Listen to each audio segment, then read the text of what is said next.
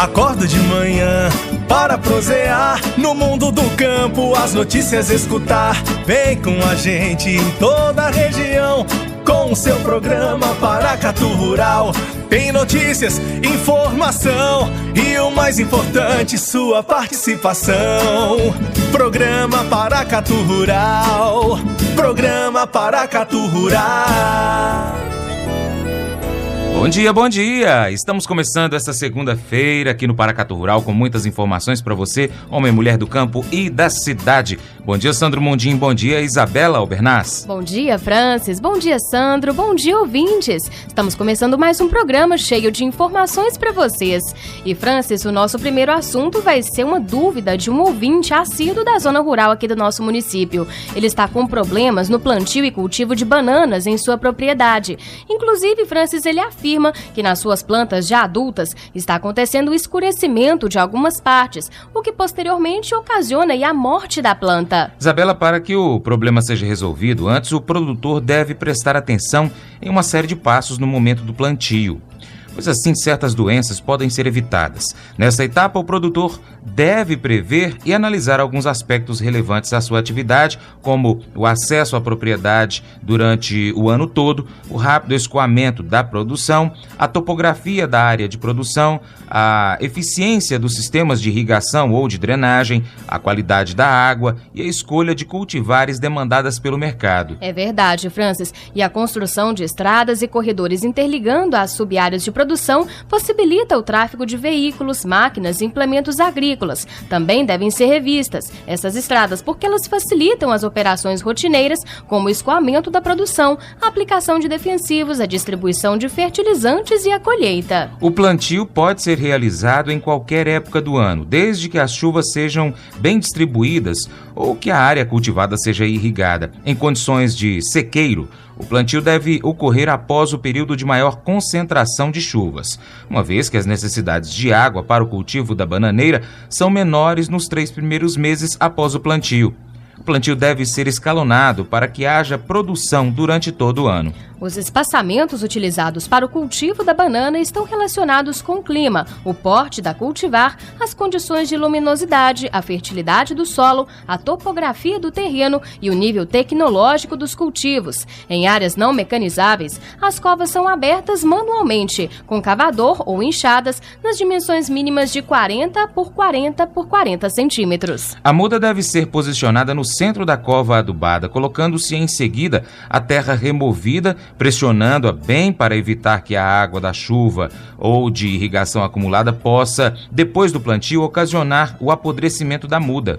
As mudas micropropagadas, após climatizadas por um período de 45 a 60 dias, são levadas para o local de plantio em época de alta umidade, a fim de facilitar o seu estabelecimento. Devem ser retiradas cuidadosamente do recipiente que as contém, para não danificar as raízes, e distribuídas no centro das covas, sobre a terra já misturada, com adubo orgânico e fertilizante fosfatado, fechando-se em seguida a cova. O plantio de mudas procedentes de viveiros ou de bananal sadio, mudas convencionais, é feito de acordo com os tipos chifrinho, chifre e chifrão, os quais devem ser plantados nesta ordem, colocando numa mesma área mudas do mesmo tamanho. Após o plantio, coloque-se 5 a 10 centímetros de terra solta sobre o pseudocaule, evitando-se que os tecidos sejam danificados pela exposição direta à luz solar. Nós conversamos com Carlos Henrique, da Emater de Paracatu, e ele falou sobre as exigências nutricionais da banana. Escuta só. Então, a banana, como qualquer outra cultura, ela tem as suas exigências nutricionais, né? Primeiramente, o produtor ele deve colher amostras de solos e fazer análise de solo para uma recomendação de calagem, né, que é a aplicação de calcário, que é a correção do solo, e também para adubação. A banana ela é uma cultura que ela preferencialmente se adapta bem em regiões de clima quente, né? Ela não tolera frio, geada, né? E ela tem que ser feito o preparo do solo, o coveamento, né? Ela tem que no caso, tem que fazer adubação, colocar matéria orgânica, né? Como toda outra cultura. Tem que ser feito o manejo, a condução. Na bananeira, a gente recomenda a poda, né? Onde você deixa apenas 3 plantas por cova, né, que é uma em idade produtiva, outra, né, de estágio médio e outra já no broto, iniciando a brotação, né? Hoje a bananeira em todo o estado de Minas, a gente tem regiões mais produtivas, que seria o Jaíba, o projeto Gurutuba. Aqui em Paracatu tem alguns produtores já plantando. As cultivares mais comuns hoje é a prata, é a nanica, é a maçã. E hoje o maior problema da cultura da banana são as doenças, né? As principais doenças que a gente pode citar aqui seria o mal do Panamá e a cigatoca, né? É uma cultura que exige bastante água, né? Ela, sob irrigação, ela produz muito bem, né? Irrigação por gotejo, né? Gotejamento ou microaspersão.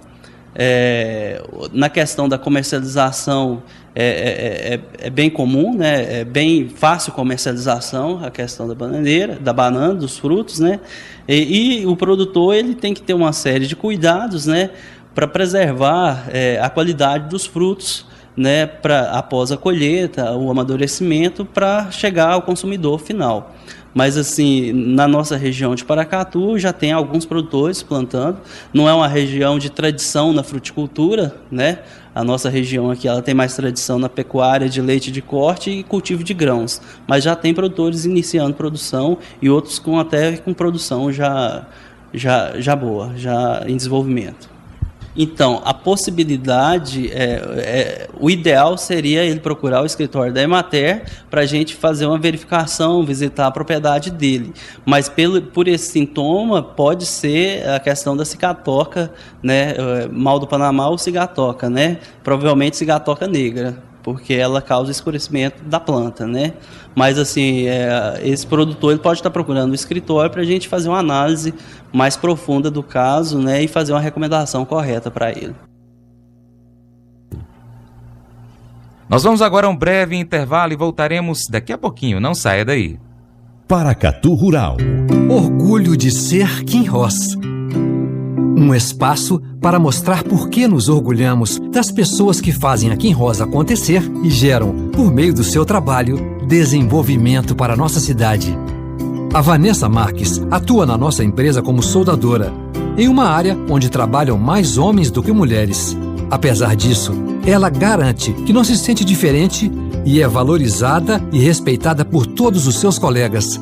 Para Vanessa, o maior diferencial da Kinross é a prática da diversidade, dando oportunidades iguais para todos, independente de gênero, cor, deficiência, crença ou idade. Por isso, ela tem orgulho em trabalhar na empresa e em ser uma mulher em meio a tantos homens. Os maiores ensinamentos que ela traz da empresa são o respeito mútuo e a valorização dos pequenos gestos. Vanessa soube aproveitar todas as chances que teve e mesmo casada e com 3 filhos, pretende continuar estudando e se formar em engenharia. Não há desafio que a faça desistir de chegar ainda mais longe. É ou não é um orgulho poder contar com essa gente que representa tanto para Kinross e para Paracatu? Saiba mais sobre o orgulho de ser Kinross em nosso site e no Facebook. A Ideal Modas é a loja da família, do campo e da cidade. Confecções e calçados masculino, feminino e infantil. Brinquedos, linha baby, carrinhos e cadeirinhas, cama, mesa e banho. Tapetes, enxovais, tecidos em geral, malas e mochilas. Na Ideal Modas, pague do jeito que achar melhor. 20% de desconto à vista. No crediário próprio em até 11 vezes sem juros ou no cartão em até 12 vezes sem juros. Ideal Modas, próximo ao semáforo da Quintino Vargas, no centro de Paracatu. 3671-6523. Meribá Irrigação Irrigação, a loja do pequeno e do grande produtor rural. A Meribá oferece, em parceria com a Irrigaterra, do projeto a montagem de pivô central, irrigação convencional por aspersão ou gotejamento, peças e componentes para a execução dos projetos e reposição e ainda hidrômetros rurais, conforme resolução do SEMAD e GAN. Conheça também as placas de energia solar fotovoltaica. Garantia de economia, tornando sua propriedade ecologicamente correta. Meribá Irrigação, Luiz Gouveia Damasceno 133, Senhora de Fátima, 3671-2848. Paracatu Rural. Agora nós vamos falar um pouco sobre a exportação brasileira de carnes. Colhidos pelo Ministério da Agricultura, dados de SECEX, MD e C relativos aos 8 primeiros meses de 2015, 2/3 do ano, mostram que apenas um dos 8 tipos de carnes exportadas pelo Brasil obteve preço maior que o do mesmo período do ano passado, a carne bovina industrializada, ou seja, perderam aí preço. Em índices que variam aí de um mínimo de 6,37% a um máximo de 22,48%, as 4 carnes in natura exportadas, de frango, bovina, suína e de peru, bem como as industrializadas, 3 delas, de frango, de peru e de carne suína.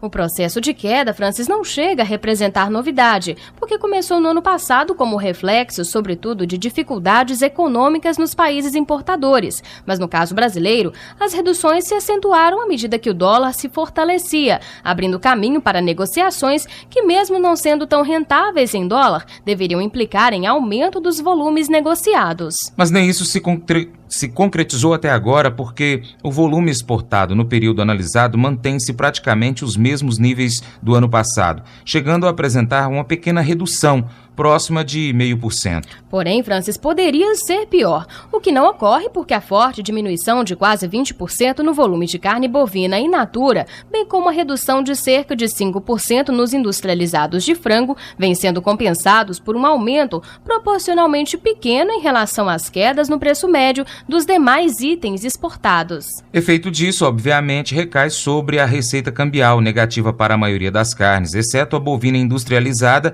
e a de peru in natura, o que pouco resolve, pois, ao final, os dólares captados pelo país somam 14,38% menos que há um ano. Nesse caso, menos mal para o setor exportador de carnes, porque as exportações brasileiras em geral sofreram retrocesso ligeiramente maior, de quase 17%. Com isso, as carnes mantiveram sua participação na balança comercial, respondendo por pouco mais de 7% da receita cambial do Brasil. Vamos agora às cotações. O dólar comercial vai iniciar esta segunda-feira a R$ 3,95. O café bica dura tipo 6 em Paracatu começa a semana a R$ 480. O café Conilon tipo 7 ou 8 a R$ 335.